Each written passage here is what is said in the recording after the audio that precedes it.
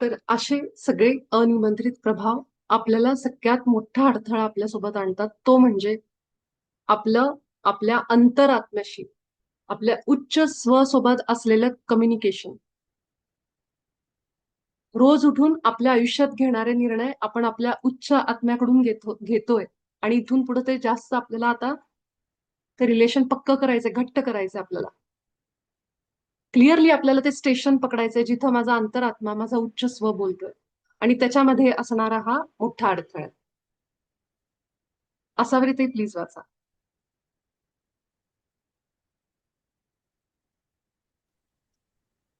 या प्रभावांकडे आपण वाईट नजरेने, बरोबर वाचते ना? हो, हो. हा. या अनिमंत्रित प्रभावांकडे आपण वाईट नजरेने पाहू नये. ते सुद्धा आपल्यासारखेच ईश्वराच्या प्रेमळ रचना आहेत. ते फक्त त्यांच्या स्वतःच्या निर्माण केलेल्या भ्रमाने घाबरलेले आणि गोंधळलेले आहेत.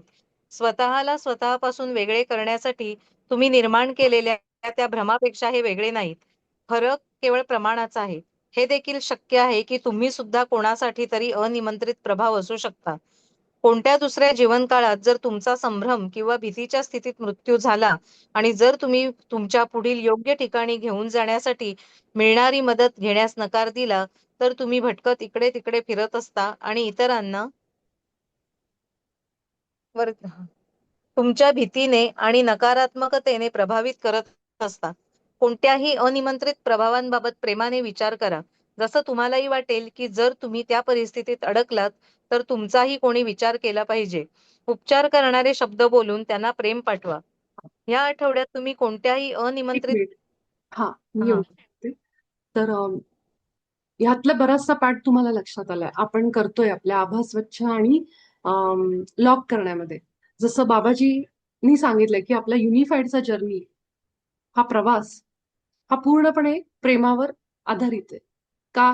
कशामुळं? कोणी सांगू शकेल? का? म्हणजे आपण त्यांना का प्रेम द्यायचं? कशामुळं?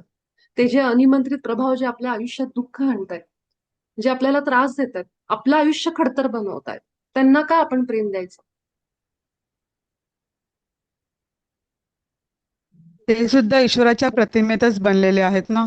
त्यांना पण दुसऱ्या कोणाकडून तरी त्रास होत असेल कदाचित, म्हणून. एकदम मस्त.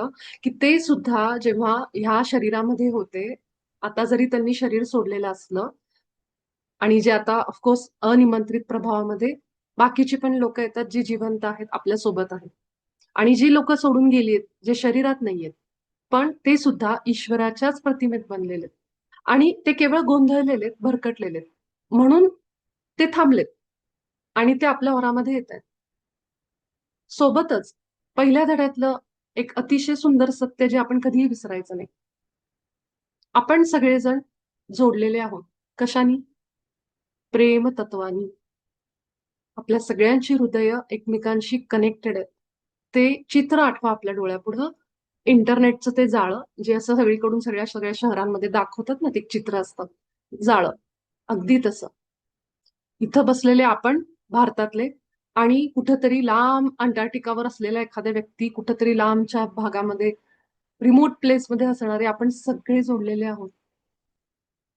आपल्यातला कॉमन की काय? सामायिक भाग. आठवा पहिला धडा. आपल्यातला सामायिक भाग आहे प्रेम. त्या लहरी, ती प्रेमाची ऊर्जा.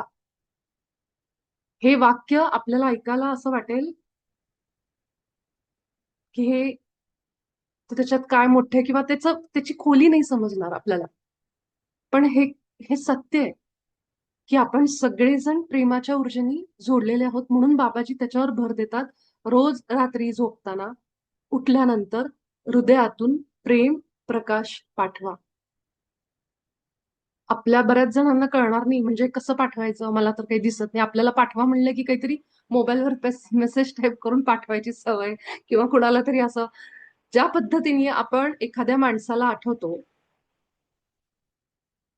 आणि त्याच्याबद्दल वाईट विचार करतो. समजा आपला राग असेल एखाद्या माणसाला, बघा असा एक प्रसंग आठवून की खूप मनात एकाबद्दल द्वेष आहे, राग आहे आपल्या मनात.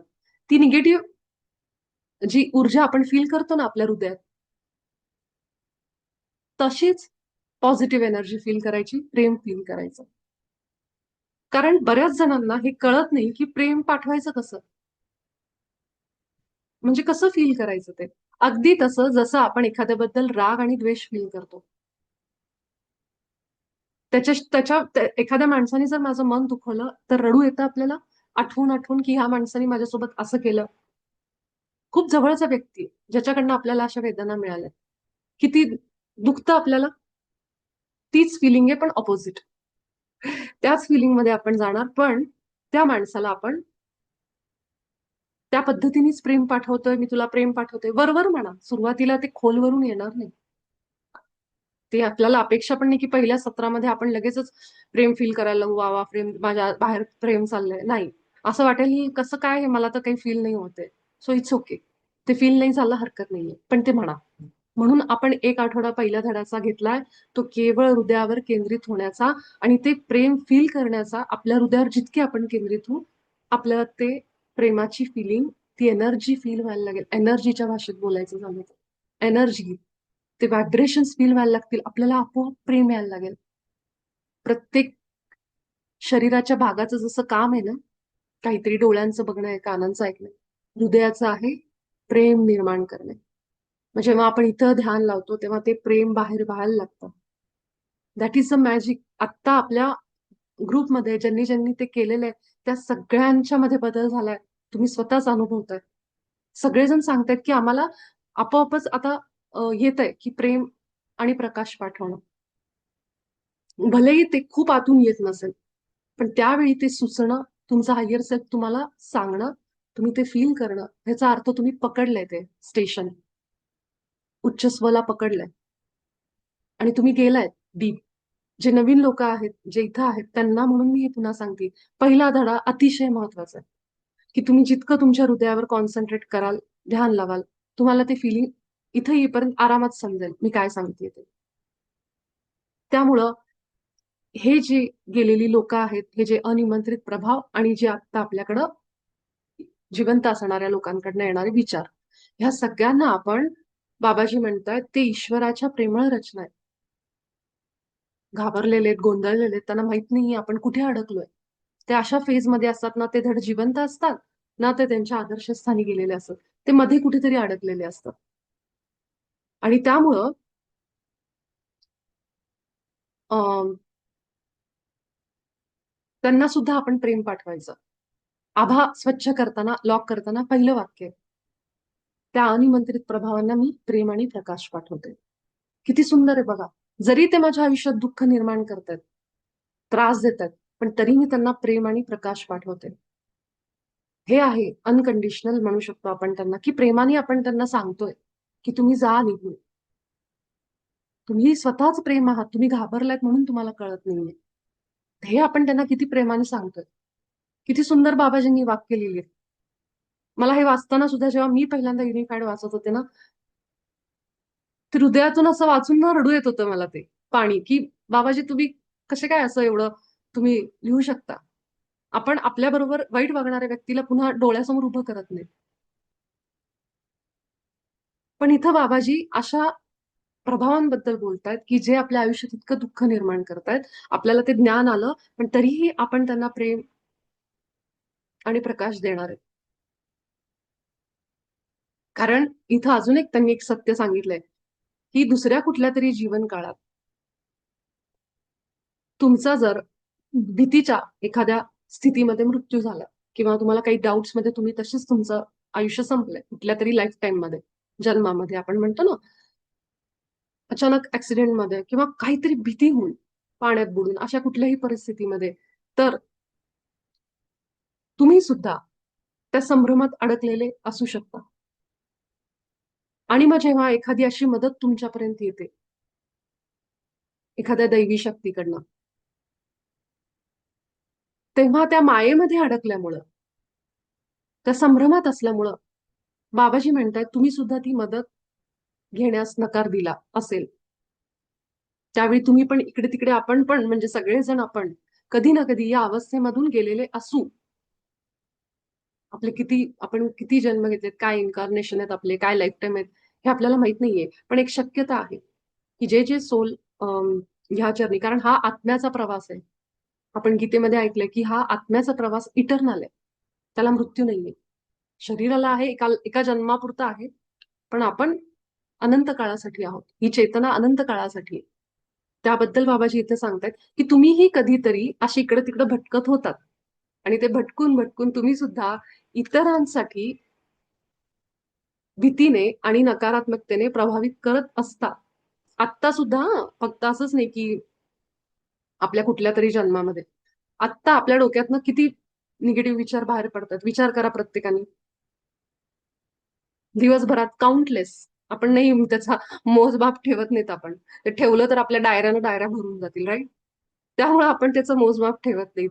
पण याच्यावरून आपल्याला कळतं की जे आत्ता सांगत आहेत ना, परवा एका मॅडमनी मला विचारलं की तुम्ही अर्थ हिलिंग करता का मॅडम?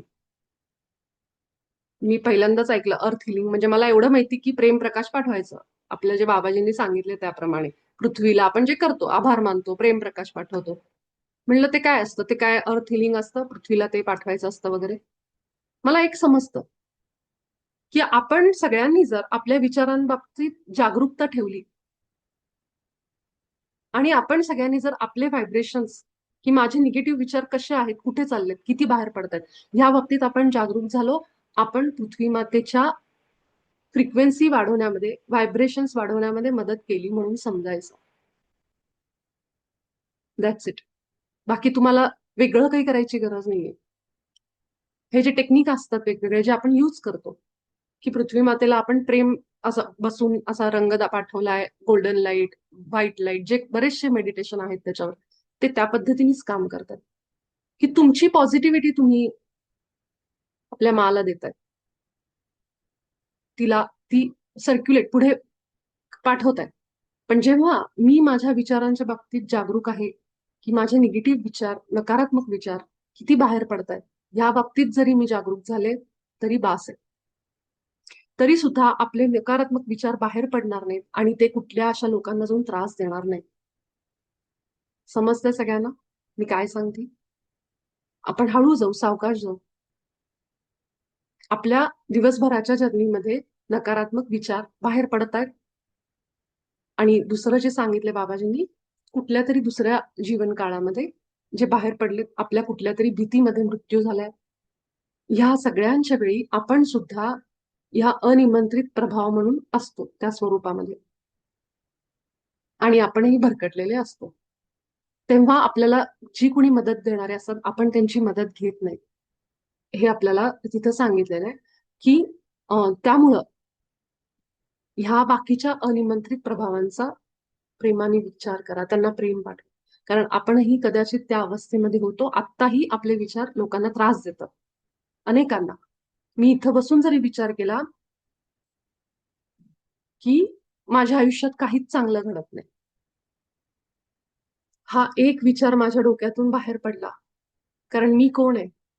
मी क्रिएटर आहे, मी निर्माण करणारी, सहनिर्माता म्हणतो आपण, को क्रिएटर. आणि प्रत्येक क्षणाला मी विचार बाहेर टाकते. हा विचार बाहेर चाललाय चाललाय चाललाय चाललाय. कुठल्या तरी व्यक्तीला जो माझ्याच विचारांसारखा विचार करतोय की मी आयुष्यात काही करू शकलो नाही, माझं काहीच होणार नाही, माझी एक्झाम फेल झाली, माझा बिझनेस लॉस झाला, अशा व्यक्तीपर्यंत तो विचार, त्याची फ्रिक्वेन्सी मॅच झाली जातो आणि त्या माणसाला अजून जाऊन प्रभावित करतो. त्याला अजून 10 वाईट विचार येतात. म्हणजे आपण इथं बसून केलेला एक विचार अनेकांपर्यंत कसा पोहोचतो बघा, हे त्याचं उदाहरण आहे. हे खूप महत्वाचं आहे. कारण आपल्या रोजच्या आयुष्यात सुद्धा आपल्या जवळ असे किती विचार येतात. म्हणून विचारांबाबतीत जागरूक होणं आत्ता काळाची गरज आहे. आणि त्यासाठी बाबाजींनी असं सांगितलं की प्रेम आणि प्रकाश पाठवा त्या विचारांना सुद्धा. उपचार करणारे शब्द बोलून त्यांना प्रेम पाठवा. म्हणजेच काय, आपण जे त्यांना हील करतो, उपचार म्हणजे हिलिंग देतो. म्हणजेच कसं देतो आपण? त्यांना प्रेम आणि प्रकाश पाठवतो. त्यांना सांगतो, आतून सांगा की तुम्ही सगळेजण प्रेम आणि प्रकाश आहात, तुम्ही घाबरू नका. आपण कसं एखाद्या अडचणीतल्या माणसाला मदत करतो, आपल्या हृदयात करुणा भाव असतो. एखादा माणूस अन्नाने तडफडत असेल, आपण जातो तिथं, एखादा पक्षी त्याला पाणी प्यायचंय, लगेच आपण पाण्याचं हे ठेवतो. मग ही करुणा, हे प्रेम आपल्यात आहे. अनिमंत्रित प्रभावांना त्याच दृष्टीने बघा की तो जीव आहे तडफड करणारा, असा समजा.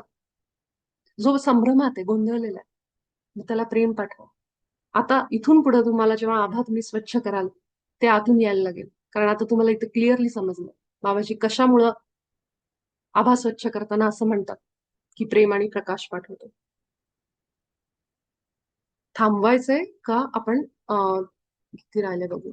अजून बरंच आहे त्यामुळे आपण हे उद्याच घेऊ.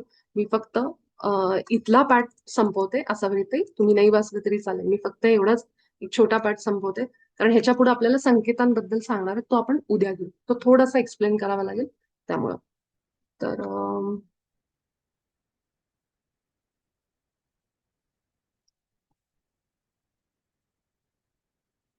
हा या आठवड्यामध्ये कोणत्याही अनिमंत्रित प्रभावांना ठीक करून तुमच्या शांततेचा अवधी अनुभवणं सुरू ठेवाल जसं की तुम्ही मागच्या दिवसात केलं. म्हणजेच काय ह्या आठवड्यात पण आपण तेच कंटिन्यू करणार आहेत. जो मागं आपण जे आभा स्वच्छ करणं लॉक करणं हे सगळं फक्त एक छोटासा त्याच्यामध्ये सराव ऍड होईल आपला. तुमची आभा तुमच्या उच्च स्वला सोडून बाकी सगळ्यांसाठी बंद करा. जे आपण करतोय त्याची प्रॅक्टिस आपल्या सगळ्यांना झाली. ती प्रॅक्टिस लिहून ठेवायची आता सगळ्यांनी आपली. पहिल्या धड्यात काय शिकलो आपण, दुसऱ्या धड्यात काय शिकलो. कारण जसं जसं पुढे जाणार तेव्हा असं नका वाटून की अरे मला हे नाही लक्षात राहते. एकतर हे छोटे छोटे सराव आहेत पण ते स्टेप बाय स्टेप दिलेले आहेत. आणि मी त्याचा एक नोट पाठवणार आहे सगळ्यांना. पण तुम्ही लिहिलं तर अजून चांगलं की मला पहिल्या आठवड्यामध्ये मी एकीकृत होते. सकाळ दुपार संध्याकाळ रात्र 4ही वेळा दिवसातनं 10 वेळा 100 वेळा म्हणा मी माझ्या ईश्वरासोबत एक आहे त्याचे गुण माझे. मी एकरूप आहे त्याच्याशी. म्हणा म्हणा म्हणा. आत जातं ते खूप आत जातं. आपोआप यायला लागतं त्या वेळेत. आपली एक मास्टर आहे जिने आजच मला तो एक अनुभव सांगितलाय. आहे ती तिच्या घरामध्ये थोडे प्रॉब्लेम सुरू आहेत सगळं आहे. पण तिला ते आता त्या प्रॉब्लेम मध्ये सुद्धा ते वाक्य आपोआप तोंडात यायला लागलंय. म्हणजे बदल होतोय. त्या चॅलेंजेस मध्ये तुम्हाला ही बाबाजींची सत्य समोर आहेत. तुम्हाला मदत करतायत. त्यामुळे म्हणा. दुसरं सगळ्यात महत्वाची प्रॅक्टिस सुरू ठेवायची. जेव्हा जेव्हा तुम्हाला वाटेल की मला डाऊन वाटतंय निराश वाटतंय लगेच आपली आभा स्वच्छ आणि बंद करायची. कुठेही बाहेर जाताना हे तुम्हाला माहित झालं ते तर महत्वाचंच आहे. तिसरं प्रेम आणि प्रकाश भरपूर तुमच्या असं हृदयातनं वाहू दे. ते कमी नाही पडणार संपणार नाही. आपण एक सोर्स आहोत त्याचा. ते जितकं तुम्ही पाठवाल तुम्हाला त्याचे जबरदस्त अनुभव यायला लागतील. खूप अनुभव यायला लागतील तुम्हाला त्याचे. तुम्ही करा ही प्रॅक्टिस सुरू आणि बघा दिवसभरामध्ये तुम्हाला डाऊन वाटलं तुम्हाला हे झालं आभा स्वच्छ केली हे झालं. ज्या माणसाचा राग येतोय ज्याच्याबरोबर त्रास होतोय ज्याच्याबरोबर वाद होतात लगेच प्रेम प्रकाश पाठवा त्याला फ्लो करा. अशा त्या प्रदेशाला पाठवा जिथं ऊन वाटतंय जिथं ही सगळी पक्षी जनावरं त्रस्त आहेत. त्यांना पाणी कोण देते का नाही माहित नाही. खायला मिळते का नाही माहित नाही आपल्याला. आपण घरात बसलेले मग आपण प्रत्येक ठिकाणी जाऊन बघू नाही शकत. कुठे ते पाणी देतो त्यांना सगळं मिळतं पण तरी आपल्या आतमध्ये एक वाटतं ना काही ठिकाणी असं असतं की पाणी नाहीये त्यांना. अशा ठिकाणी तुम्ही प्रेम प्रकाश पाठवा. त्याचा परिणाम मोठा आहे. खूप मोठा आहे. त्या सगळ्या जमिनीला पाठवा जी दुष्काळग्रस्त आहे. जिथं आता म्हणतात पाऊस नाही हे नाही ते नाही. सुरू करा पाठवायला ते. तुमच्या सगळ्यांमध्ये एवढी शक्ती तुम्ही ईश्वरी स्वरूपात आहात. ते प्रेम कुठे जाऊन काय चमत्कार करेल माहित नाही आपल्याला. त्यामुळे ही साधी प्रॅक्टिस नाहीये. आपण त्याला खूप इझिली म्हणल्यासारखं म्हणतो पण ही साधी प्रॅक्टिस नाहीये. दिस इज मिरॅकल. आपण एनर्जी ट्रान्सम्यूट करतोय ट्रान्सफर करतोय दुसरीकडे पाठवतोय आपण एनर्जी. कारण आपण ऊर्जेचे वाहक आहोत. आपल्या आतमध्ये एनर्जी. आपल्याला शॉक बसतोय. आपल्याला सगळ्या गोष्टी माहिती आहेत. त्यामुळे आपण खूप मोठे ऊर्जेचे वाहक आहोत. ह्या प्रॅक्टिसेस लक्षात ठेवायचा. मी हे परत का सांगितलं कारण ह्याच्या पुढे आता आपल्याला एक नवीन सराव येणार आहे म्हणून. छोटासाच आहे पण येणार आहे. तुमची आभा तुमच्या उच्च स्वला सोडून बाकी बंद करा. बाकी सगळ्यांसाठी भगवंताच्या विचारांसोबत गुणांसोबत एक व्हा की ते माझेच आहेत म्हणून. जेव्हा तुम्हाला संकेत मिळेल तेव्हा आपल्या उच्च आत्म्याशी संवाद सुरू करा. आपण तिसऱ्या आठवड्यात संकेत येतो तो बघितला. काही जणांना नसेलाला हरकत नाहीये. तो संवाद संपल्यानंतर तुम्ही हे बोला आता कृपया मला अनिमंत्रित प्रभावांसाठी माझे संकेत द्या. आता इतके दिवस आपण बघितलं की आपण उच्च स्व सोबत बोलतोय ह्याच्यासाठी एक संकेत मागितला की तूच आहेस बाबा माझ्यासोबत बोलणारा, दुसरं कोणी नाही, दुसरा कोणी एनर्जी आत्मा माझ्याशी बोलत नाही. यासाठी आपल्याला एक संकेत मिळाला. ह्या धड्यामध्ये आपण अनिमंत्रित प्रभावांसाठी मला संकेत द्या असं म्हणतोय. आणि मग आपण बसून तो सराव करणार आहे आणि मग शरीरामध्ये एक संकेत आपल्याला तसा मिळेल. हे कशासाठी ते आपण उद्याच्या सत्रात बघू की कसा तो संकेत आपल्याला मिळतो आणि तो का घ्यायचा. तर आपण इथपर्यंतच आपलं सत्र थांबवू. हा आज जे आपण ऐकलंय जे जे ते झाल्यानंतर शक्यतो जर लिहून घेतलं तुम्ही स्वतःच्या मनाने न वाचता तर तुम्हाला ते जास्त लक्षात कायमचं लक्षात राहील. मग जेव्हा तुम्ही पुन्हा हे झाल्यानंतर मी PDF शेअर करेन, पुन्हा वाचा. पण जेव्हा फ्रेश असतं ना तेव्हा लगेच लिहिलं ना की आपल्या कायम ते लक्षात राहतं. ठीक आहे. तर कुणाला ह्याबद्दल जरी काही शंका असेल जेवढं आपण आज ऐकलंय तुम्ही मला विचारू शकता. आपण सगळेजण भेटू उद्याच्या सत्रात. बाबाजींचे, आपल्या गुरुजनांचे, आपल्या स्वतःच्या आत्म्याचे आभार माना आणि झोपण्यापूर्वी आपली सगळ्यात महत्वाची प्रॅक्टिस करा. ईश्वरासोबत एक होणं, आपल्या हृदयातून प्रेम आणि प्रकाश पाठवणं. तुम्हाला सगळ्यांना खूप प्रेम आणि प्रकाश माझ्या हृदयातून. जे युट्यूबवर जोडलेत त्यांना सुद्धा. आपण सगळेजण भेटू उद्याच्या सत्रात. महाअवतार बाबाजींचे अनेक अनेक आभार. थँक्यू.